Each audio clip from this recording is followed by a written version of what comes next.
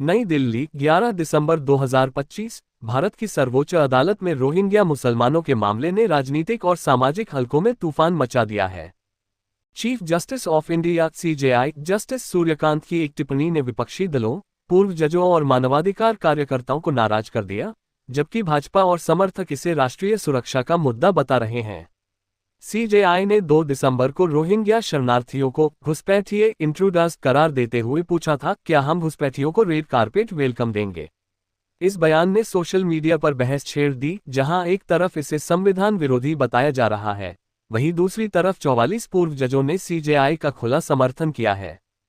Rohingya मामला पृष्ठभूमि। Rohingya मुसलमान म्यांमार के रखाइन प्रांत के निवासी हैं, जहां 2017 में सैन्य कार्रवाई के दौरान लाखों लोग बेघर हो गए।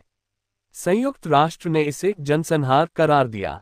भारत में अनुमानित 40,000 रोहिंग्या रहते हैं, लेकिन भारत 1951 के शरणार्थी संधि का हस्ताक्षरकर्ता नहीं है। सरकार उन्हें अवैध प्रवासी मानती है और नागरिकता संशोधन कानून सीएए के तहत मुस्लिम शरणार्थियों को बाहर रखा गया है। विवादास्पद सुनवाई 2 दिसंबर को हुई, जब सीजेआई सूर्यकांत और जस्टिस जोयमाला बागची की बेंच ने एक्टिविस्ट रीटा मनचंदा की हैबियस कॉर्पस याचिका पर बहस की। याचिका में आरोप था कि दिल्ली पुलिस ने मई 2025 में कुछ रोहिंग्या लोगों को हिरासत में लिया और उनकी कोई खबर नहीं है। याचिकाकर्ता ने डिपोटेशन की कानूनी प्रक्रिया की मांग की। सीजेआई की टिप्पणी, क्या कहा गया। बेंच ने सख्त लहजे में सवाल उठाए। सीजेआई ने कहा, भारत सरकार का रोहिंग्या को शरणार्थी घोषित करने वाला कोई आदेश कहाँ है। अगर कोई कानूनी दर्जा ही नहीं है और कोई घुसपैठिए की तरह अवैध रूप से घुसता है, तो क्या हम उसका यहाँ रखने के लिए बाध्य हैं। उन्होंने आगे जोड़ा, उत्तर भारत की सीमा बहुत संवेदनशील है। अगर घुसपैठिया आता है तो क्या हम रेड कारपेट बिछाकर स्वागत करेंगे।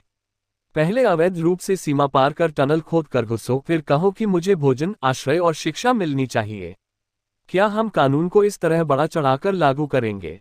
सीजेआई ने स्पष्ट किया कि अवैध प्रवेशियों के साथ थर्ड डिग्री तरीके अपनाने योग्य नहीं है, लेकिन देश के गरीब नागरिकों को प्राथमिकता मिलनी चाहिए।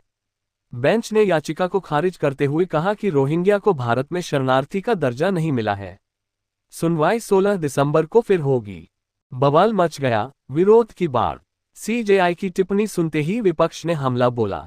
कांग्रेस, टीएमसी और अन्य विपक्षी दलों ने इसे मानवता विरोधी और संविधान विरोधी बताया। टीएमसी सांसद कल्याण बनर्जी ने इसे टीआरपी के लिए ढीली टिप्पणी कहकर सीजेआई का अपमान किया। पूर्व जजों, वकीलों और CJAR campaign for judicial accountability and reforms ने 5 दिसंबर को सीजेआई को खुला पत्र लिखा। इसमें कहा गया, रोहिंग्या को टनल खोदकर घुसने वाले घुसपैठिए कहना असंवेदनशील है। ये नरसंहार से भागे हुए लोग हैं, जिनमें हजारों महिलाएं, बच्चे शामिल हैं। अनुच्छेद 21 सभी को गरिमा का अधिकार देता है, चाहे नागरिक हो या विदेशी। पत्र में सीजेआई को गरीबों का संरक्षक बताते हुए चेतावनी दी गई कि ऐसी टिप्पणियां निचली अदालतों और अधिकारियों पर असर डालेंगी।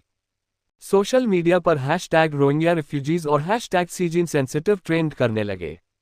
मानवाधिकार संगठनों ने कहा कि भारत ने ऐतिहासिक रूप से शरणार्थियों को आश्रय दिया है, जैसे तिब्बती या श्रीलंकाई।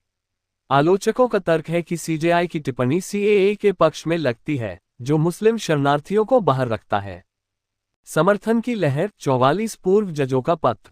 विरोध के ठीक 2 दिन बाद 9-10 दिसंबर को 44 पूर्व जजों, जिनमें 2 पूर्व सुप्रीम कोर्ट जज, 6 हाईकोर्ट चीफ जस्टिस शामिल, ने सुप्रीम कोर्ट का अपमान अस्वीकार्य शीर्षक से बयान जारी किया।